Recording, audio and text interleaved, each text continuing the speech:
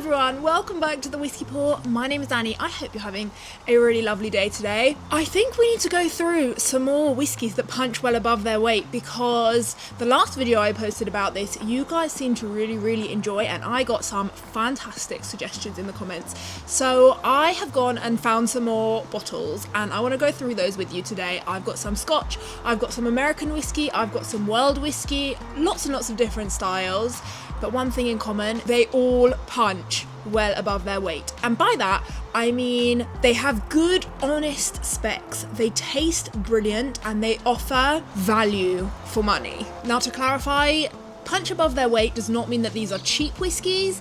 It just means these are whiskies that I think you get good bang for your buck. These are all going to be super flavorful, super enjoyable, super memorable. So when I finish this list, please do let me know if you agree with my choices or if there's something you'd add to this list, because I'm sure there are many that I still haven't included. Anyway, let's get right into it. I want to start this out with bourbon, and I want to talk about the Elijah Craig Small Batch. This is such a classic bourbon. It has a really classic flavour profile. It's got beautiful depth, but it's still priced very reasonably, if you ask me. It's Heaven Hill's small batch staple, and actually many whiskey drinkers and enthusiasts treat it as kind of a benchmark starter whiskey. It's 94 proof. It's just really dependable and widely available, and just offers really good bang for buck. If you're looking for a very classic bourbon flavour profile, so caramel, oaky, vanilla-y, I'd say this is a really good one to start with. Let me know what you think. Next, I want to talk about the Four Roses Small Batch Select. It's another bourbon, it's 104 proof, it's non-chill filtered. I absolutely love how Four Roses are so transparent with what goes into their whiskey, and this specific one uses 6 recipes. That kind of distillery transparency and structure are just so invaluable to the drinker. You just understand exactly what you're drinking, and I find that personally really enjoyable. It's a pretty rare thing to see. They leverage multiple high rye or yeast combos to kind of get this very fruity red berry, vanilla, rye, spicy flavour profile, and it tastes really good. I see a lot of people talking about Four Roses Small Batch, but not that many people talk about the Small Batch Select, and at 52% ABV, I think it's a really great bottle to have on your shelf. It kind of covers a lot of bases for whiskey moods you might be in. Let me know if that makes any sense to you in the comments. What I mean by that is it's obviously a bourbon, and it's also very fruity, and it also has a really decent ABV. So if you're looking for something in any of those categories, it kind of covers all those bases. I don't know if I'm explaining that very well, but that's my thought process. Now let's move all the way to Scotland and talk about the Deanston 12.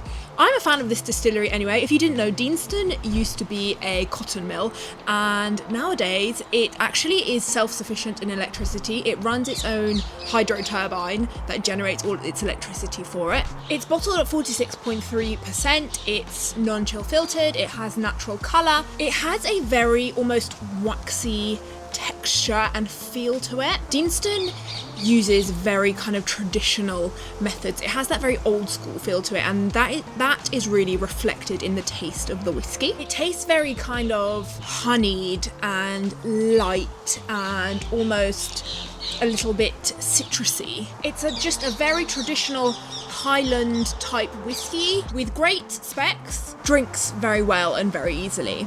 A solid all-rounder. Next, I'm going to talk about Port Charlotte 10, which is on Islay, and this one is going to be a little bit more controversial because it's very smoky. If you didn't know, Port Charlotte is Bruichladdich very heavily peated line, and the reason I'm such a fan of Port Charlotte is, well, firstly, it's bottled at 50% ABV, so it has a decent alcohol kick on it, but it also is matured in American oak, but also wine casks, which I think brings a really interesting flavour profile to it. When you taste this whiskey, the forefront is definitely going to be heavily smoked, but the more you leave it on your tongue, the more you slowly sip it, you're gonna get through those very fruity light notes. You almost get this red berry sweetness on the back of it.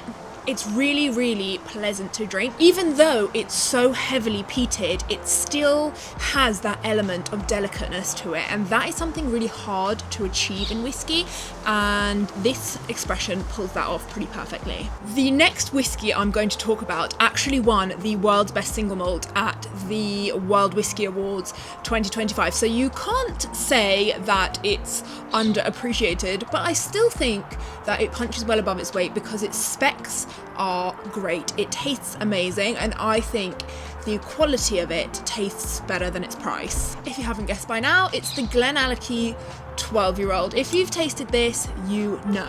This is bottled at 46%, non-chill filtered, natural colour. It is the definition of a sherry bomb executed perfectly. It is so rich and almost like a hug in your glass.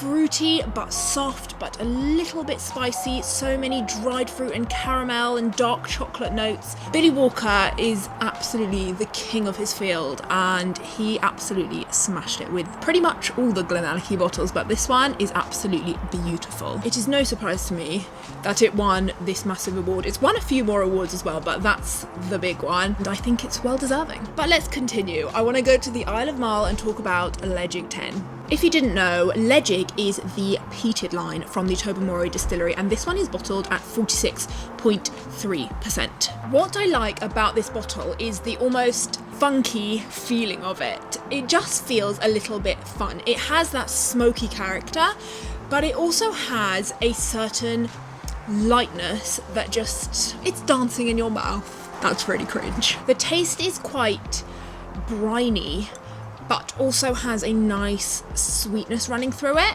It's a very earthy tasting peat and a little bit medicinal, but it also has a really nice character of sea salty air. It's not crazy peat that is going to completely overwhelm you, but it definitely is peaty, and it just has a lot of nice personality. That's what I really like about it. I'd highly recommend. I do want to go back to the Highlands and talk about Glendronach 12. Now, again, this is well known, but it's another sherry bomb that I just think is really worth having on your shelf. It's bottled at 43%, it's matured in Oloroso and PX casks, and again, that really rich sherry thing going on. It tastes like Christmas, and that makes me happy. I really love drinking something like a Glendronach 12 during the winter months. It really just warms you up, warms your soul, makes you happy, and just, you know, everyone needs something to get them through the winter months, and I think Glendronach 12 hits that brief perfectly. It's a very full-bodied whiskey, and it has a really nice old school feel to it as well. It kind of tastes very traditional. I do definitely think that for the quality and the layered notes in a whiskey like this, it does just punch above its weight in price. The last bottle I want to talk about is what I'm actually drinking right now, and that is this Starward Nova bottle. It's actually an Australian whiskey. Something I love about this bottle is that it's not just finished in red wine barrels, this is fully matured in red wine barrels, so that increases the intensity that those barrels impart. It's bottled at 41%, and the red wine casks they use are Shiraz, Pinot and Cabernet casks. It's just really fruity and bright. You get all those lovely berry notes from the wine casks. I love that this is such a good alternative to having a glass of wine, but just that little bit more interesting. I'd pair this with a dinner that you traditionally would serve red wine with, like, you know, maybe a steak or some rich meat or something like that. As someone who generally drinks whiskey over wine but still loves the flavours of wine, this is such a fun thing to drink. You just don't see a maturation like this very often in whiskey at all, so I'm really glad to have this one on my shelf. This is also pretty readily available. I know that for me in the UK, this is actually available in my local Waitrose, so not too hard to find and just really, really tasty. So there we go. That was 8 more bottles that I think punch well above their weight. Do let me know what you think of my list. Do you think these were accurate? Were there some that you think aren't quite so good? Or is there anything that you would like to add to this list? And let me know if you'd like to see a part 3, because I definitely could do that if that's something you're interested in. Hope you have a good rest of your day. I will see you on the next one. Follow for more.